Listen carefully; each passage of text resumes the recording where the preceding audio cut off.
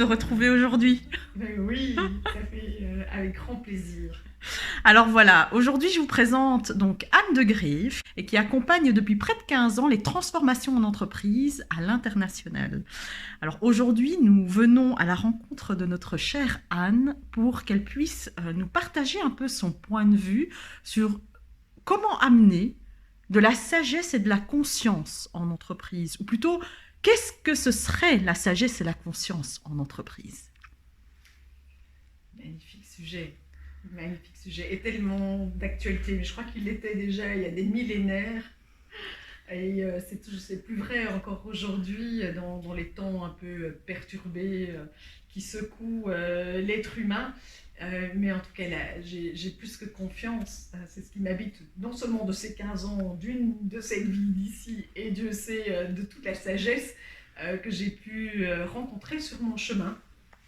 Alors, euh, sagesse, la première chose qui me vient, c'est, et ça donnera la couleur de qui je suis aujourd'hui aussi, c'est de dire, voilà, celui qui est sage pour les hommes est fou pour Dieu, et celui qui est fou pour les hommes est sage pour Dieu.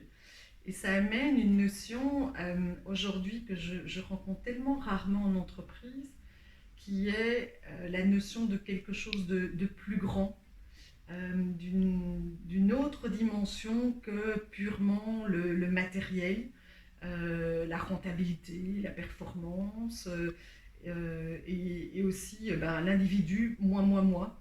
Aujourd'hui, voilà, il y a un appel à autre chose qui amène une conscience d'abord de soi. Voilà, qui suis-je? Où commencerait la sagesse? C'est déjà que chacun travaille sur un peu mieux se connaître et s'accepter avec ce qui lui a été donné, et puis de travailler aussi à ce qu'il peut développer. Voilà. Euh, et puis la notion derrière de voilà, comment je peux aussi me mettre au service d'eux, plutôt que de vouloir juste collecter ou récolter pour moi-même. C'est ce qu'on appellerait un changement de paradigme. Voilà, je commencerai la sagesse avec ça. D'accord.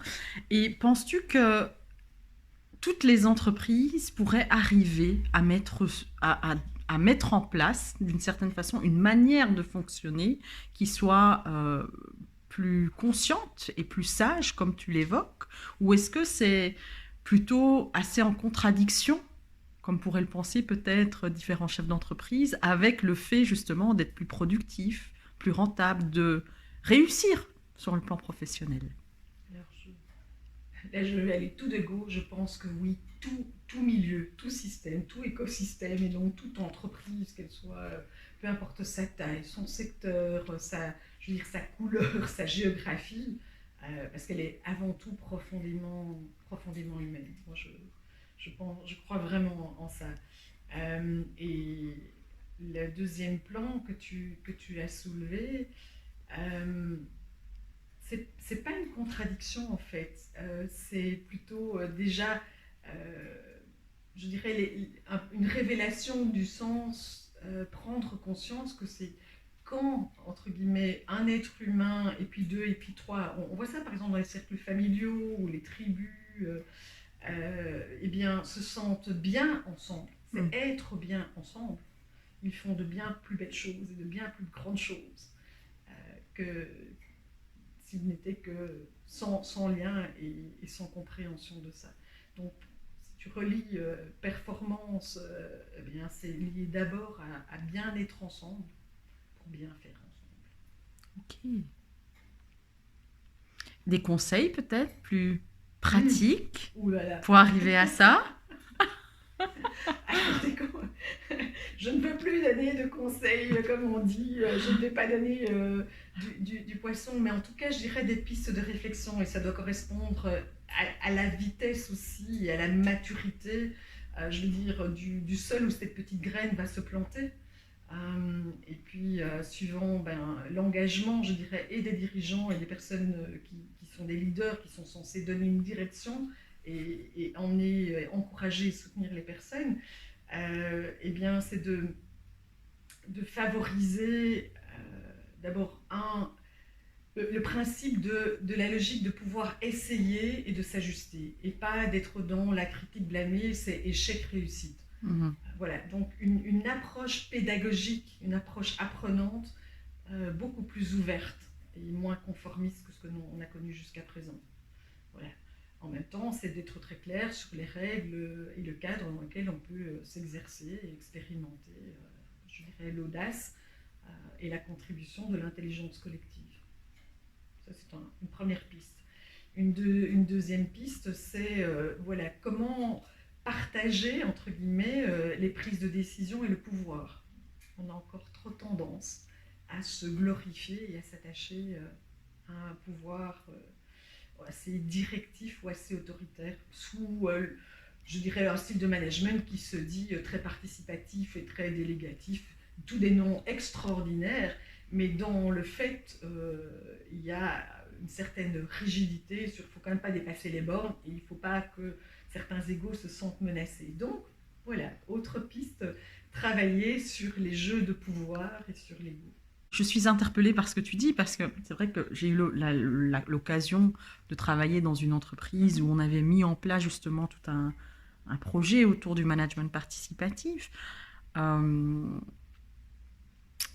Alors effectivement, il y a un travail de groupe qui se fait sur le changement de conscience, si je peux le nommer de cette façon-là, mais il y a quand même un travail individuel qui doit avoir place, qui doit en tout cas prendre place.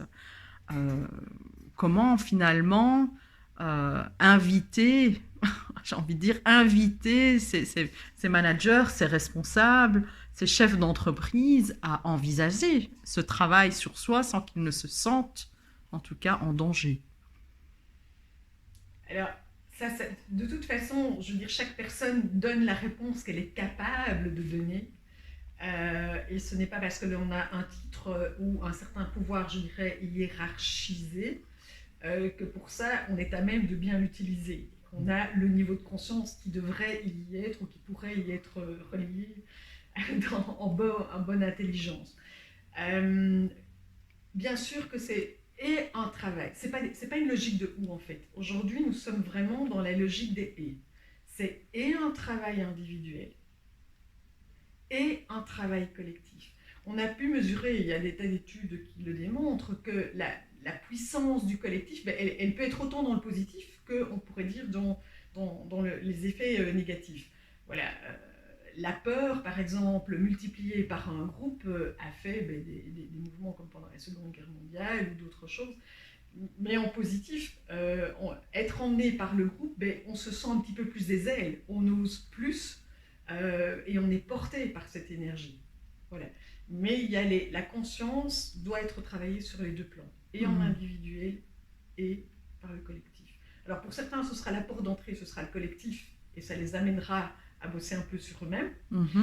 Pour d'autres, ils ont commencé par du développement personnel, et puis ils sont à même ou appelés à prendre une dimension supplémentaire. D'accord. Voilà, c'est un constat. Je ne dis pas que c'est la règle ou la recette magique, pas du tout. En tout cas, c'est un « et ». Ok. Le mot de la fin, conscience, sagesse, en entreprise, ça t'évoque autre chose encore? Alors oui, pour moi, il n'y a pas de sagesse sans conscience. Il n'y a pas de sagesse sans liberté. Il n'y a pas de liberté sans responsabilité et sans amour. L'amour en entreprise. Mais oui, mais oui, partout. Je dis, c'est l'essence même de la vie, l'air que nous respirons, le souffle de vie. Vous prenez le Qigong, le souffle de la vie, les méridiens, on prend toutes les sagesses occidentales, et quand on réunifie, encore une fois, pas de dualité et de séparation, mais d'unification, partout, plus on voit là où il y a de l'amour, plus il y a de la guérison et de l'activation du potentiel. Merci chère Anne pour cette première capsule. On aura l'occasion, je l'espère, bientôt de se retrouver pour une suite. Et en attendant, je te souhaite en tout cas plein de belles choses. Merci et je te souhaite un beau message d'amour. Au revoir. Ouais. Merci.